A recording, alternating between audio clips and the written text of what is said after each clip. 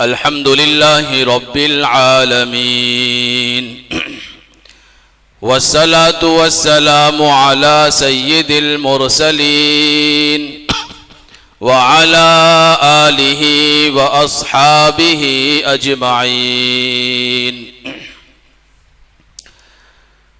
अम्मा बादु फ़क़द क़ाल अल्लाहु तबारक व तआला फ़ी किताबिहिल मजीद वल फ़ुरक़ानिल हमीद।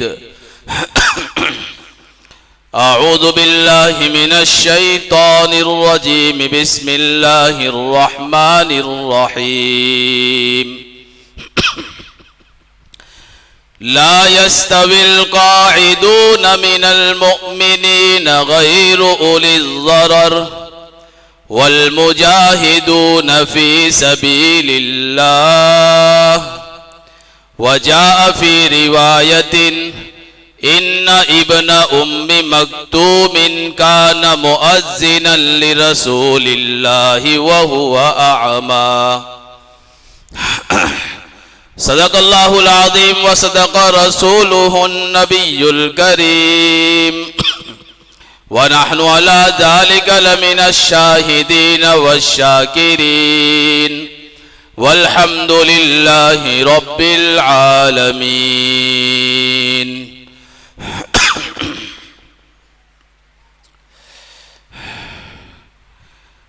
न आँखों में नूर न दुनिया का ज़र,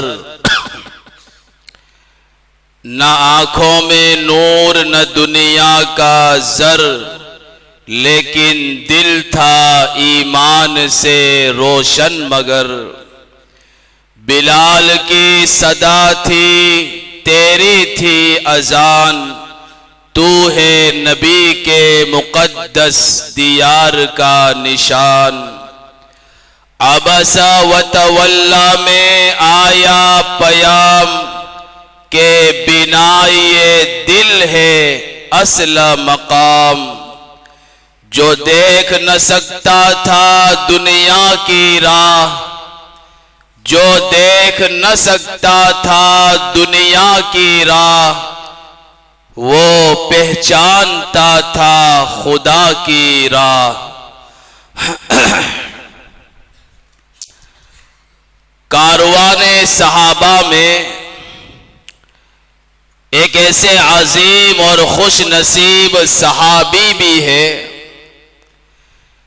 जिनकी वजह से रसूल अक़दस सल्लल्लाहु अलैहि वसल्लम को सातों आसमानों के ऊपर से मुतनब्बिह किया गया।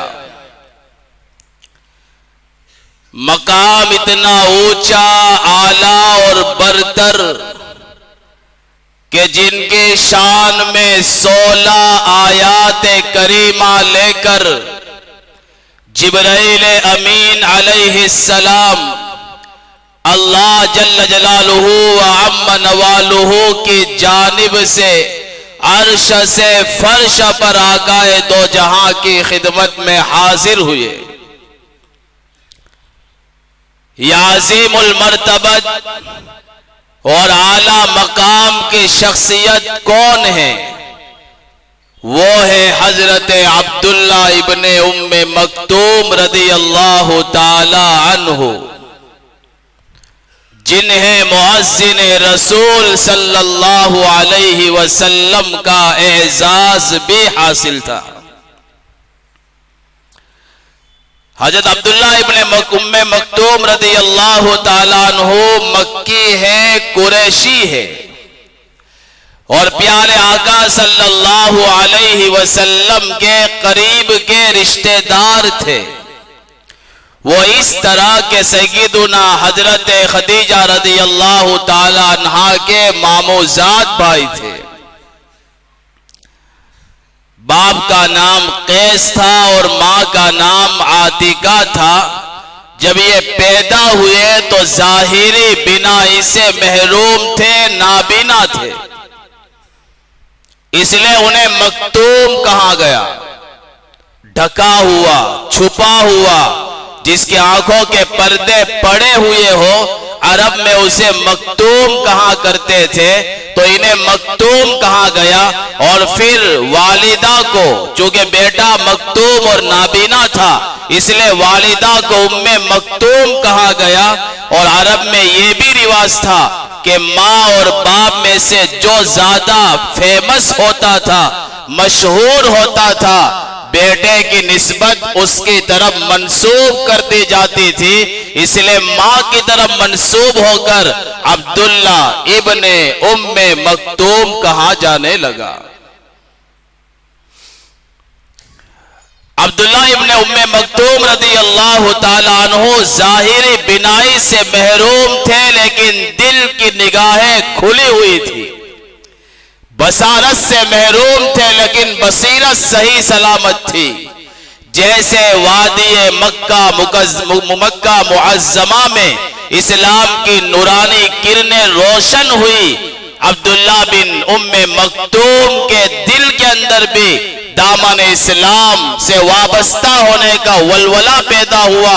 और फिर खालिक के कायनात ने अपने फजल से उनके दिल को इस्लाम के लिए खोल के रख दिया, और फिर दामन इस्लाम को थाम कर साबिकीन अव्वलीन सहाबा के काफिले में शामिल हो गए। इब्तिदाई दौर के अंदर सहाबा जिन मुश्किलात से दो चार हुए, अब्दुल्ला इब्ने उम्मे मखतूम रदी अल्लाह ताला अन्हु ने भी बड़ी खंदा पेशानी से उन हालात का सामना किया, उन मसाइब का मुकाबला किया, लेकिन पाए इस्तिकामत में लग्जिश पैदा नहीं हुई, ईमानी हरारत मांद नहीं हुई, बल्कि जुल्म और सितम की भट्टी से कंदन बनकर निकले। और इतने आगे बढ़े इस्लाम लाने के बाद कि दीन इस्लाम से चिमट गए, दीन इलाही से चिमट गए, और दामन रसूल से इतना चिमट गए कि हमेशा आकाए दो जहां की खिदमत में हाजिर रहा करते थे। गोया दरबार नबी के हाजिर बाश थे। फुर्सत के लम्हात को गनीमत जाना और दरबार नबी से गिरा कदर जवाहिर पारे अपने दामन में समेटना शुरू किए। हर वक्त नबी के पास रहकर कुरान करीम को हिफ्ज किया करते थे, कुरान करीम की तालीम लिया करते थे। इसी दौरान नबी अकरम सल्लल्लाहु अलैहि वसल्लम के दिल में ख्वाहिश पैदा हुई कि मैं सरदाराने कुरैश को इस्लाम की दावत दूं। अगर ये मुसलमान हो जाएंगे तो मेरे जानिसार सहाबा अजियत से और तकलीफ से बच जाएंगे। चुनांचे एक रोज उतबा इब्ने रबिया, अम्र बिन हिशाम, उमैया इब्ने खल्फ और वलीद बिन मुगीरा नबी अकरम सल्लल्लाहु अलैहि वसल्लम की मजलिस में बैठे हुए थे और आकाए दो जहां इस्लाम की दावत उन्हें दे रहे थे। मजलिस जमी हुई थी। सरदारान कुरैश हमातन गोश इस्लाम का पैगाम सुन रहे थे और नबी के दिल में लगन थी, एक शौक और जज्बा मोदिजन था कि काश कि ये सरदारान कुरैश हल्का बगोश इस्लाम हो जाए। अचानक अब्दुल्ला इब्ने उम्मे मखतूम नमूदार हुए और आते ही फौरन नबी अकरम सल्लल्लाहु अलैहि वसल्लम से कुरान करीम की आयत का मफहूम दरियाफ्त करने लगे। प्यारे आका सल्लल्लाहु अलैहि वसल्लम इस तरह आते हुए देखकर कि मजलिस चल रही थी, महफिल जमी हुई थी, इस्लाम का पैगाम जारी और सारी था, आप कबीदा खातिर हो गए, तेवरी पेशानी पर चढ़ा ली और उनकी तरफ तवज्जो न करके सरदारान कुरैश को दावत देते रहे, उसी तरफ मुतवज्जे रहे। जब मजलिस बर्खास्त हो गई, खत्म हो गई, तो आकाए दो जहां सल्लल्लाहु अलैहि वसल्लम घर की तरफ रवाना होने लगे तो अचानक जिब्राइल अमीन अर्श से फर्श पर आकाए दो जहां की खिदमत में हाजिर हुए और बिस्मिल्लाहिर्रहमानिर्रहीम कहकर सूरह अबसा व तवल्ला की तिलावत की। अबसा व तवल्ला अन जाहुल अअमा व मा युद्रीका लअल्लहु यज़क्का पढ़ते चले गए। 16 आयात करीमा शान अब्दुल्ला इब्ने उम्मे मक्तूम में नाजिल हुई और कहा कि अल्लाह ने फरमाया कि नबी को क्या हो गया, अपनी तेवड़ी चढ़ा ली। जब उनके पास एक नाबीना आए, पेशानी पर शिकने आ गई। इस तरह के अल्फाज अल्लाह ताला ने महबूब के लिए इख्तियार फरमाए। इन आयात के नाजिल होने के बाद अब्दुल्ला इब्ने उम्मे मक्तूम की मोहब्बत रसूल अक़दस के दिल में घर कर गई। इसके बाद जब भी अब्दुल्ला इब्ने मक्तूम मजलिस में आते, अपने करीब बिठाते, उनकी इज्जत करते, उनकी खैरियत मालूम करते, अगर जरूरत होती तो फौरन उसे पूरा करते थे। ये मकाम था अब्दुल्ला इब्ने उम्मे मक्तूम रदी अल्लाह ताला अन्हु का। और जब कुरैश की अज़ियत बढ़ गई, शदीद हालात हो गए, तो प्यारे आका सल्लल्लाहु अलैहि वसल्लम ने सहाबा को हुक्म दिया कि तुम हिजरत करके मदीना चले जाओ। पहला काफिला जो मदीना की तरफ हिजरत करके जा रहा था, उसी काफिले में अब्दुल्ला इब्ने मक्तूम भी शामिल थे। जैसे ही वहां पहुंचे, मुसअब बिन उमैर रदी अल्लाह अन्हु के साथ मिलकर मदीना के अंदर इस्लाम की दावत देने लगे और आपकी दावत से कई लोग इस्लाम के हलके में आ गए। जब नबी अकरम सल्लल्लाहु अलैहि वसल्लम खुद हिजरत करके मदीना आए, तो मदीना आने के फौरन बाद प्यारे आका सल्लल्लाहु अलैहि वसल्लम ने हजरत बिलाल हबशी और हजरत अब्दुल्ला रदी अल्लाह अन्हु को मुस्तकिल तौर पर मस्जिद नबी का मुअज्जिन बना दिया। कभी बिलाल अजान पढ़ते, कभी अब्दुल्ला इब्ने उम्मे मक्तूम अजान पढ़ते। और जब माह रमजान आता, अब्दुल्ला इब्ने उम्मे मक्तूम की शान अलग हो जाती।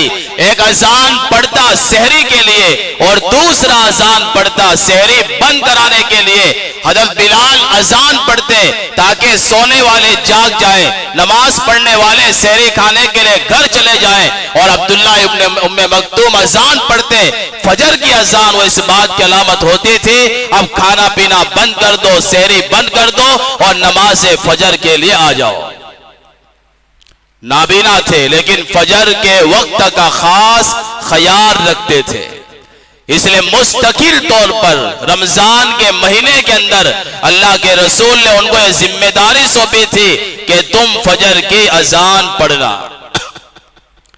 और आपकी अजमत का यह हाल था, आपके मकाम का यह हाल था कि प्यारे आका सल्लल्लाहु अलैहि वसल्लम जब जिहाद में जाते, किसी गज़वे में जाते, तो अपने पीछे निगरान मदीना अब्दुल्ला इब्ने उम्मे मक्तूम को बनाकर जाते थे। नबी की गैर मौजूदगी में नबी के मुसल्ले पर खड़े होकर वो लोगों की इमामत भी करवाते थे, मदीना के मसाइल को भी हल करते थे। और एक दो मर्तबा नहीं, उलमा लिखा है 10 से ज्यादा मर्तबा प्यारे आका सल्लल्लाहु अलैहि वसल्लम ने मदीना में अंदर अपना नाइब मुकर्रर किया। और जब फतेह मक्का हुआ, उस वक्त भी आका दो जहां ने अब्दुल्ला इब्ने उम्मे मक्तूम को अपना नाइब और निगरान मुकर्रर किया और फतेह मक्का के लिए रवाना हुए। क्योंकि माजूर थे, गज़वात में जा नहीं सकते थे, इसलिए अल्लाह के रसूल उनको नाइब बनाकर जाते थे।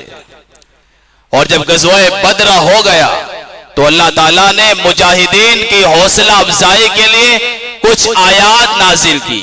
ला यस्तविल काइदून मिनल मुमिनीना वल मुजाहिदून फी सबीलिल्लाह।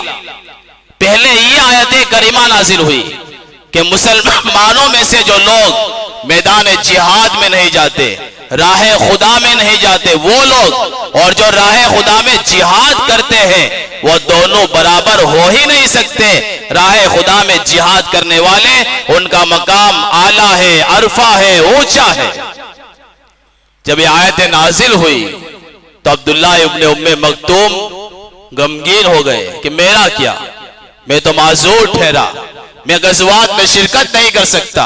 चुनांचे ज़ैद बिन साबित रदियल्लाहु ताला अन्हु जो कातिब वही है, वो फरमाते हैं आकाए दो जहां सल्लल्लाहु अलैहि वसल्लम ने मुझे बुलाया, मैं आपके सामने बैठा हुआ था कि अल्लाह के रसूल ने फरमाया ज़ैद लिखो, ला यस्तविल काइदून मिनल मुमिनीन वल मुजाहिदून फी सबीलिल्लाह।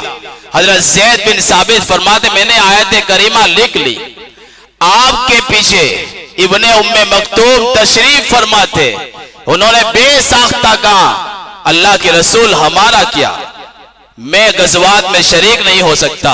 और अल्लाह यूं कह रहे हैं कि घर पर बैठे रहने वाले और राह खुदा में जिहाद करने वाले दोनों बराबर नहीं हो सकते।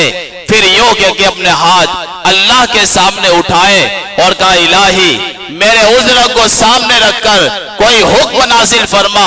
ज़ैद बिन साबित फरमाते हैं प्यारे आका पर गुनूद की सी तारी हो गई और वही का मंजर सामने आ गया। अल्लाह के रसूल ने आंखें खोली, ज़ैद बिन साबित ने साबित से फरमाया कि ज़ैद तुमने क्या लिखा, फिर से पढ़ो। हजरत ज़ैद बिन साबित ने आयत करीमा पढ़ी, ला यस्तविल काइदून मिनल मुमिनीन। अल्लाह के रसूल ने फरमाया ठहर जाओ, इसके बाद एक जुमला आगे बढ़ाओ, गैर उली सर, अलबत्ता जो मोहताज है वो इससे मुस्तस्ना है। अंदाजा लगाओ, आयत को अल्लाह ने काट दिया और एक आयत को दो करके बीच में अब्दुल्लाह इब्न उम्मे मक्तूम के लिए एक जुमला बढ़ाया, गैर उली सर, के जो मोहताज है माजूर है वो इस आयत से मुस्तस्ना है। फिर क्या था, अब्दुल्लाह इब्न उम्मे मक्तूम का चेहरा तो खुशी से खिल उठा। फिर इसके बाद तमन्ना रहती थी कि मैं गज़वात में शरीक हूं और जो है साहबा के शाना बशाना लड़ूं, दुश्मनान इस्लाम का खात्मा कर दूं। ये दिल में ख्वाहिश थी और लोगों से कहते थे कि लोगों जब मैदान जिहाद सज जाए तो इस माजूर के जिम्मे काम लगा दो कि परचम इस्लाम मेरे हाथ में थमा दो। मैं ठहरा नाबीना, जाहिरी बिनाई से महरूम, मैं कुछ देख नहीं सकता, अपना परचम इस्लाम थामूंगा और अपनी एक ही जगह खड़ा रहूंगा, उसे सर निगो नहीं होने दूंगा। ये लोगों से कहते थे। प्यारे आका इस दुनिया से चले गए सन 14 हिजरी में। फारूक आजम ने ऐलान किया कि बड़े दुश्मन से मुकाबला करना है, इसलिए जहां जहां मुसलमान हैं वो अपने हथियार लेकर, जिहादी सामान लेकर और जिहादी तजवीज लेकर मेरे पास मदीना तैयबा चले आओ। फिर क्या था, सहाबा का सैलाब उमड़ आया, फारूक आजम के बाद जमा हो गए। इसी काफिले के अंदर अब्दुल्लाह इब्ने उम्मे मक्तूम मौजूद थे और आपने इस लश्कर जर्रार की कमान साद बिन अबी वक्कास रदियल्लाहु अन्हु को थमाई और कहा कि लेकर रवाना हो जाओ। इस लड़ाई के अंदर अब्दुल्लाह इब्ने उम्मे मक्तूम भी शामिल हो गए। कादिसिया पहुंचे तो जीरा पहनकर साद बिन वक्कास के पास हाजिर हुए और कहा कि अमीर साहब अगर इजाजत हो तो परचम इस्लाम मुझे थमा दो, खुदा की कसम मैं एक ही जगह जमकर खड़ा रहूंगा, इसे सर निगो नहीं होने दूंगा। तारीख नवेस लिखते हैं लड़ाई जोर जोर से शुरू हुई, 3 दिन तक हमले होते रहे, ताबड़तोड़ सहाबा हमले करते रहे, लेकिन तीसरे दिन ऐसा जबरदस्त सहाबा ने हमला किया कि जंग का नक्शा पलट कर रख दिया और फिर सरजमीन शिर्क पर तौहीद का परचम लहरा दिया और इस्लाम को फतह और जीत हासिल हो गई। लेकिन कई शुहदा की कीमत अदा करनी पड़ी। जब शुहदा को तलाश किया गया, इन्हीं शुहदा के बीच में अब्दुल्लाह इब्ने मक्तूम इस हालत में शहीद मिले कि परचम इस्लाम को अपने बाजू से थामा हुआ था, लेकिन उसे सर निगो नहीं होने दिया। ये अब्दुल्लाह इब्ने उम्मे मक्तूम रदियल्लाहु तआला अन्हु का जज्बा था। ये उनकी मुख्तसर जिंदगी है, वरना अजीब अजीब इनके हालात है किस्सा सुनाने का मतलब यह है कि आज हम हट्टे कट्टे होकर जो है नौजवान होकर अपने आप को माजूर समझते हैं। जरा सा कमर में पांव में दर्द हुआ, हम कुर्सी का सहारा लेकर नमाज पढ़ते हैं। जरा इस माजूर को देखो कि लोगों से कह रहे हैं कि मैं माजूर नहीं हूं, मैं काम कर सकता हूं। अल्लाह के रसूल से इजाजत मांगी घर पर नमाज पढ़ने की। अल्लाह के रसूल ने फरमाया अजान की आवाज सुनते होगा? जी हाँ। फरमाया आना पड़ेगा। वो रास्ता टटोलते हुए मस्जिद में आकर नमाज बाजमात पढ़ते थे। क्या हम इतने गए गुजरे हो गए? क्या इनसे ज्यादा हम माजूर हैं कि हमें मस्जिदों में आने की तौफीक नहीं होती?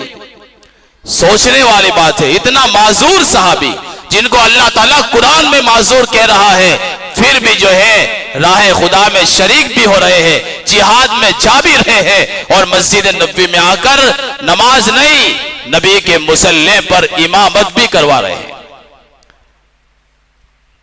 इसलिए हमें सोचना चाहिए कि अल्लाह ने सब कुछ दिया है, सही सलामत बनाया है, हाथ सही है, पांव सही है, फिर कहते हैं मौलवी साहब तौफीक नहीं मिलती। भाई तौफीक मिलना किसे कहते हैं? तौफीक का मतलब यह है कि पांव सही सलामत है, मस्जिद की तरफ जा सकते हैं, हाथ सही सलामत है, पकड़ सकते हैं, सेहतमंद है। यही तो अल्लाह की तरफ से तौफीक है। ये अल्लाह की तरफ से तौफीक ही है कि तुम उठकर नमाज पढ़ सकते हो, ये तौफीक मिल गई। अब आपके इख्तियार में है कि मुअज्जिन की आवाज सुनकर हमें जो है मस्जिद में जाना है या नहीं जाना है। इसे अजीज भाइयों, यह अजीम सहाबी है अब्दुल्ला इब्ने उम्मे मक्तूम रज़ियल्लाहु ताला अन्हु। इनकी जिंदगी को बार बार पढ़े, इंशाअल्लाह ईमान ताज़ा होगा, ईमान की हलावत आएगी, ईमान में ताजगी पैदा होगी कि एक माजूर सहाबी होकर मैदान जिहाद में जाकर, वो भी जो है हजारों मील दूर जाकर, कादिसिया की लड़ाई बहुत अजीम लड़ाई थी, उसमें जाकर वो अपना खून अल्लाह की राह में पेश कर रहे हैं।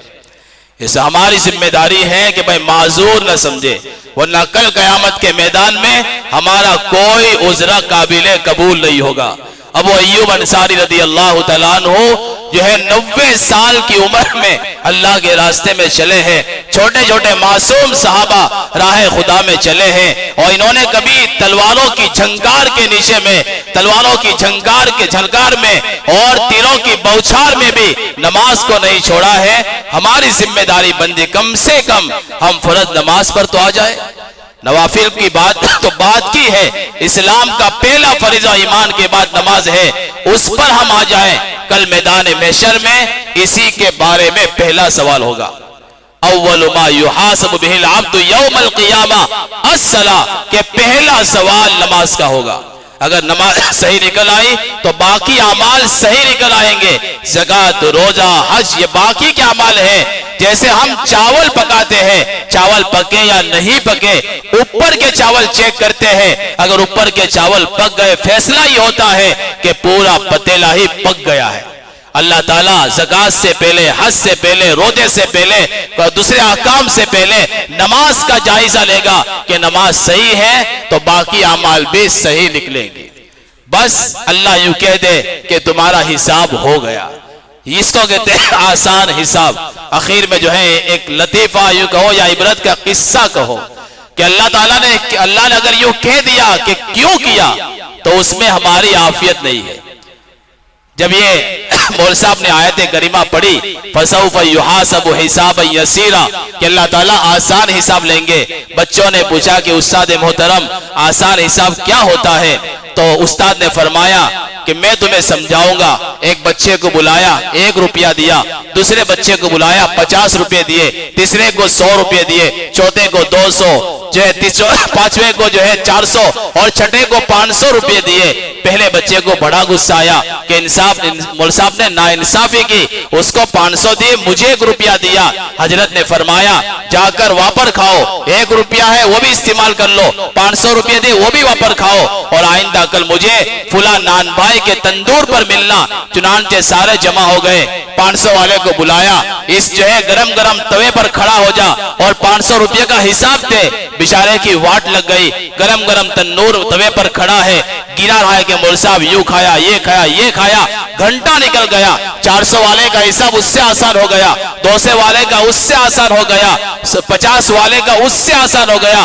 वो रुपये वाला चढ़ा, कहा कि मौलवी साहब कुल्फी खाई, यूं कहकर उतर गया। अब उसे पता चला कि मौलवी साहब ने नाइंसाफी नहीं की थी, बड़ा इंसाफ किया था कि कम दिया और जो है हिसाब आसान हो गया। अल्लाह से दुआ है कि अब्दुल्लाह इब्न मक्तूम जैसा ईमानी जज्बा अल्लाह ताला हमें भी नसीब फरमाए। आमीन। व आखिर दावाना अनिल हम्दुलिल्लाहि रब्बिल आलमीन।